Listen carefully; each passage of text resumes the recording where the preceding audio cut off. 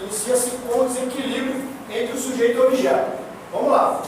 Desequilíbrio. A gente está sempre em desequilíbrio, porque o camarada, se ele entender, se ele chegar ao ponto, dentro do universo do conhecimento, se o camarada entender que ele já sabe tudo, ele é um tolo, ou ele tem um sério problema, é um débil mental. Por quê? Débil mesmo, porque o tempo todo a gente está, quando a gente olha para as coisas, quando a gente tem impressão das coisas, do objeto, aquele ali nos causa desequilíbrio.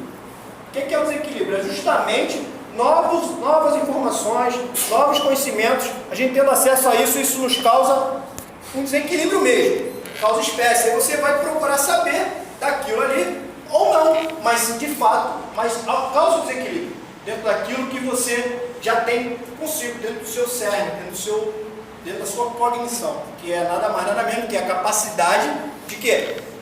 De absorver conhecimento, o aprendizado. Isso é cognição.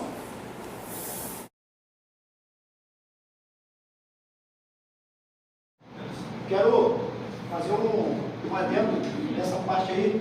Por quê? A boneca é um objeto. Beleza? A criança tem um esquema na boneca. Então ela vai perceber que a boneca tem certos atributos, certas características, que ela, quando vê uma boneca fisicamente, ela vai atrelar essas outras coisas que não está implícita no nome, boneca, e ela vai colocar essas outras características dentro da boneca física. Ou seja, é o objeto e o esquema. Ela vai trazer o objeto para o esquema. Ela vai ter mais entendimento, mais conhecimento, vai apurar mais isso daí. Beleza? Isso é assimilação. Na acomodação, como ocorre isso? Ela muda o esquema que ela tem para o objeto. Ela encaixa o objeto dentro do esquema. Pegaram isso aí? Deu para entender? Beleza? Alguém quer fazer mais alguma Até um exemplo que o professor, teve uma aula que o professor montou 3 grupos, e cada grupo ia fazendo um rodízio explicando, os dois que saíram teriam que explicar para o outro o que ele aprendeu, e os que vinham tinham que ensinar. Vai ficar um exemplo meio repetitivo, mas é algo que vai entrar na cabeça se o professor colocasse na prova, todos vão lembrar. É o exemplo do cão e do gato. Você diz para uma criança que aquele bicho de 4 patas, rabo, orelha, aquilo é um cachorro. Mas se ele vê um gato, o gato também tem 4 patas, tem orelha e tem rabo. Então ele vai aprender que aquilo não é um cachorro, aquilo é um gato. Essa é a parte da acomodação. Quando ele vê aquilo que é parecido, mas ele tem uma outra conclusão daquilo, que é uma modificação. Sabe diferenciar? Sim. Correto. Deixa eu fechar só aqui, para explicar a vocês assim, que o Rafael falou de esquema. O esquema é o seguinte: o Piaget, segundo o Piaget, o esquema é justamente assim, pegando aqui no exemplo do Tales, o esquema, o pai ele mostra para a criança que o cachorro é esse aqui. Então, para a criança, ela já monta um esquema. O que é cachorro? O cachorro é um animal, ele tem 4 patas, um rabo e 2 orelhas. Então, a criança já monta esse esquema. Um outro exemplo importante de esquema que a criança já bota já na sua cabeça já. Quando ele vai no restaurante com o pai, ele vê o pai pedindo comida. Então, a criança já monta esse esquema na cabeça dela de como pode pedir uma comida no restaurante. Então, segundo Piaget, o esquema já começa a ser criado na cabeça da criança dessa forma. Entendeu? Só para a gente tem que lembrar do lugar também onde você vai, você depois de volta. Aí você relembra aquele caminho que você percorreu, né? No momento que você vai em Niterói, vai em São Gonçalo e tal. E você lembra depois, quando você vai a primeira vez, você volta de novo a segunda vez, você vai lembrando que ali tem uma barraquinha de cachorro quente, que ali fica o cara de ponta e tal. Mais ou menos assim. Vai, Daniel, dá continuidade. Só rapidinho, só para deixar bem rápido. O esquema. O que acontece? O esquema é nada mais que memória. O esquema pode igualar como memória. Então, tudo é memória. Tudo que é esquema é memória. Vamos dar um exemplo. Ele falou um cachorro. Ele sabe que o cachorro, a memória dele é que o cachorro tem orelha, rabo, tem patas. Um computador. Se alguém chega para você e pergunta, pô, como é seu computador? Ah, meu computador computador é desse tamanho, é da Portal, tem aplicativo dentro dele, que são esses. Isso aqui são esquemas. Você construir esquema. E quanto mais você, vamos dizer, quanto mais você usa o computador, mais você aperfeiçoa esse esquema. Então, quanto mais você pratica aquilo, mais você vai saber, mais vai estar aperfeiçoando o esquema. Isso é tanto para objeto, como para lugar, como para pessoas. Então, por exemplo, você vai num shopping. Nunca foi no shopping, alguém te leva, um amigo. E aí, pô, tem lá a primeira vez, aí tu vai começar, pô, a praça de alimentação é pela esquerda, o cinema é pela direita. Quando você voltar a segunda vez, você já vai ter construído aquele esquema daquele lugar. Você vai conseguir sair bem ali. Você vai falar, pô, lembra desse lugar. Já tem um esquema formado, tem uma memória. Então, pela esquerda é a praça de alimentação, pela direita é o cinema. Então, o esquema não é nada mais, nada menos que memória. Então, tudo que fala de esquema está falando de memória. A parte da assimilação, igual o Tati deu exemplo, a criança ganha a boneca. Para ela, a assimilação é algo familiar que ela tem. Então, a criança parece, a boneca parece que é uma criança. Então, ela vai olhar, pô, é uma criança isso aqui. Só que quando ela pegar, isso é a parte da assimilação. Ela vai assimilar a boneca com a criança, que é algo familiar para ela, que lembra uma criança. E aí, quando ela pegar e ela sentir, pô, não é de pano, não é pele, o cabelo é diferente, quando bater no sentir dor, isso já passa para a acomodação. Ela está percebendo que aquilo não é mais uma criança, e sim uma boneca, porque é um sentir dor, ela tem a textura diferente. Então, essa interação de assimilação com a acomodação é essa parte. Ela sabe o que é, porque é familiar, mas quando ela começa a mexer no objeto ou qualquer outra coisa, ela consegue perceber que não é aquela primeira impressão que ela teve. Aí começa a acomodação. Vai, Daniel.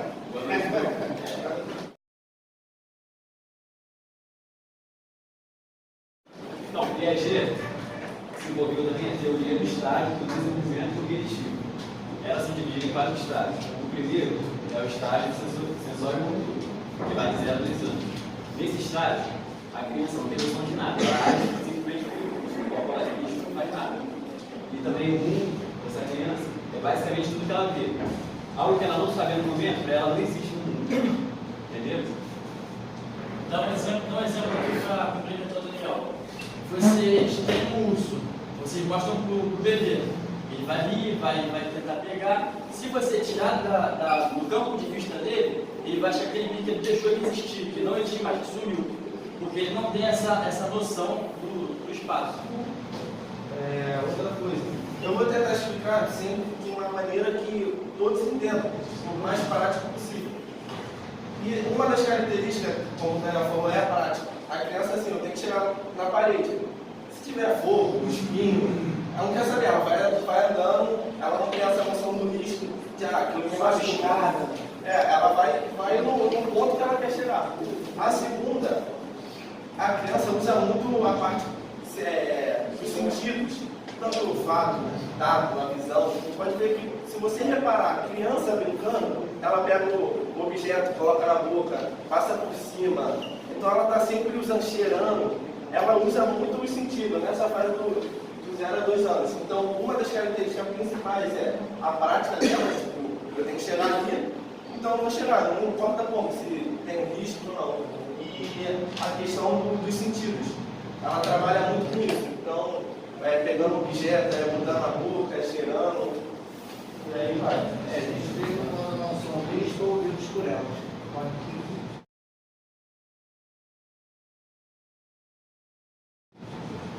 O segundo estágio é o pré-operatório, vai de 2 a 7 anos.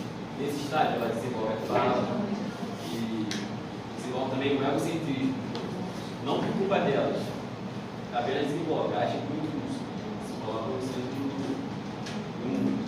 Exatamente, nessa fase também é a fase que a criança começa a querer descobrir as coisas. É a fase muitas vezes que a gente fala dos porquês, né? A criança começa a desenvolver a linguagem, a fala, ela começa a querer saber, querer perguntar sobre tudo.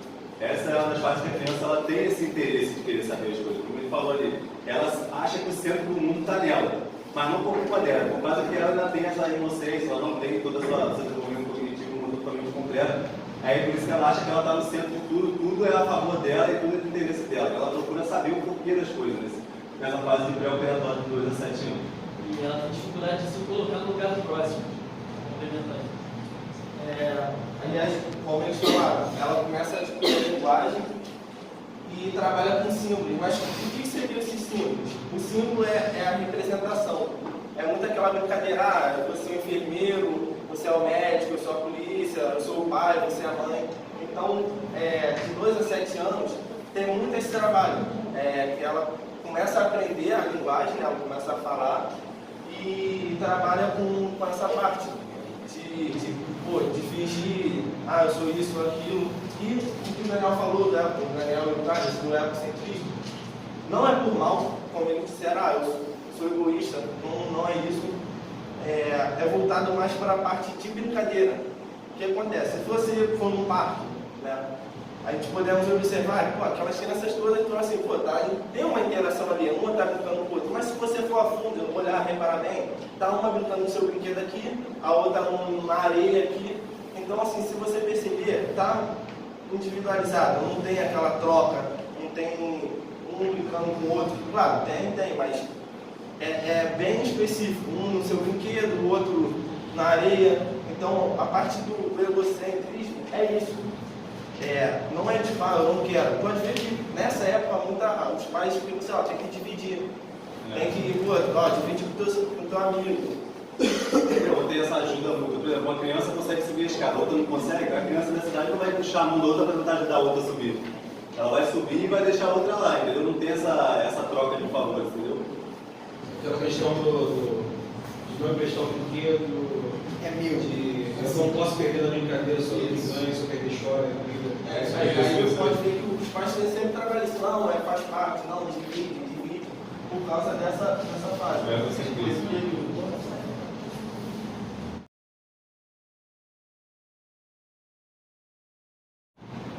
Então, o terceiro estágio é o operacional concreto, vai de 7 a 11 anos. Nesse estágio, as crianças começam a compreender aquilo que é concreto, aquilo que é presente. Por exemplo, se uma mesa de madeira,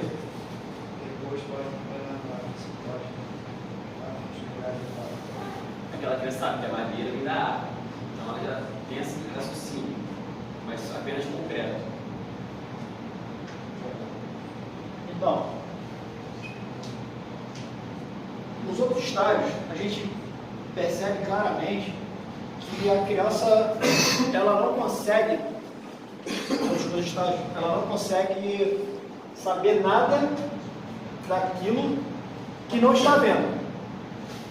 Por exemplo, por que a criança, no outro estágio, a criança você esconde o rosto, depois você faz assim, e ela sorri. Já viram essa brincadeira com a criança?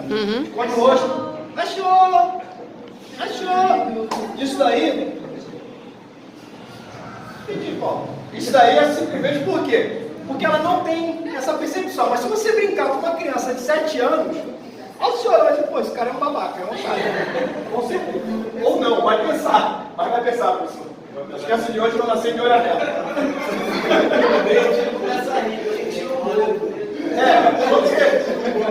É isso aí que vai acontecer. Entenderam a diferença, claramente, do que acontece? É isso que nessa fase do secreto, ela consegue já compreender o abstrato, ela já consegue imaginar as coisas. O concreto, ela já consegue compreender as coisas. Beleza?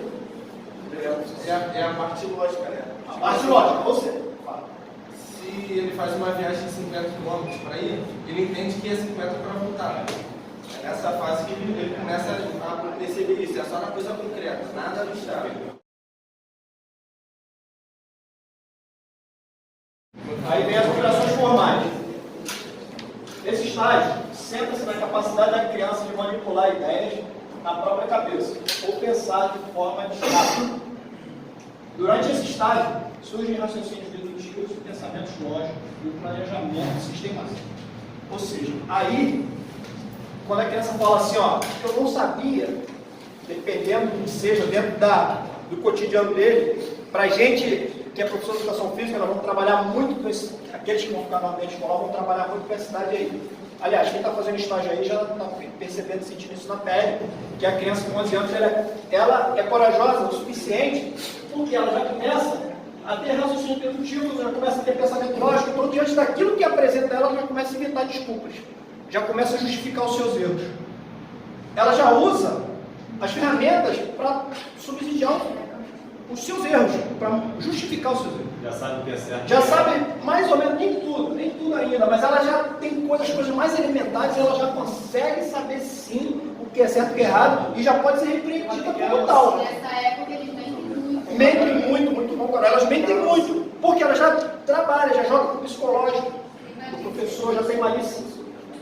Então, a gente tem que ficar muito atento a isso, entendeu? Nessa fase aí, é uma fase perigosa, tá? Se for ao banheiro, se indo ao banheiro, o que eu acho muito importante, que eu vejo aqui o cuidado no estágio, é ir ao banheiro e vai alguém lá dar uma olhada, se entra dois, vai dar uma olhada. As meninas vão com as meninas e os rapazes vão com os meninos. Isso é importante, tá? Porque, só para vocês terem ideia, uma garota tinha 9 anos, ela chegou aqui embaixo e falou o seguinte: tia Tamara, eu fiz caquinha na calça. Tamara, meu Deus, e agora? O que eu faço, né? É o que você acha, filho. Eu não posso manipular a criança do sexo feminino. Aí a criança foi lá, a Tamara foi lá no banheiro, quando chegou lá não tinha caquinha nenhuma. Acho que tinha sido uma flatulência, eu acho. Ou seja, a criança, mas a gente tem que ter muito cuidado, e é bom sempre checar, né? Ela está mentindo, não está? Não está. Entre estar ou não está, a responsabilidade é nossa como professores, como educadores de educação dessa matéria. Acho que até a parte do é bom verificar, se machucar, né? A criança vai morrer, vai pular. Bem lembrado que o Paulo está falando. Sofreu um traumatismo craniano, aí subir a torre, de repente. Porque criança, você está aqui, daqui a pouco ela está lá correndo, só piscou os olhos, ela está lá do outro lado. Então, quer dizer, a gente tem que ter muito esse cuidado, porque depois sobrecarrega cai do professor, que o professor tinha que estar olhando aquela criança naquele momento que ela estava fazendo aquilo.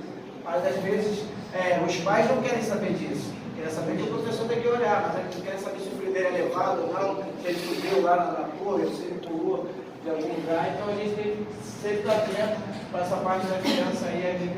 E são cineastas também, tá? São cineastas, tem a mente. Sabe, tem a mente muito fértil, muito fértil.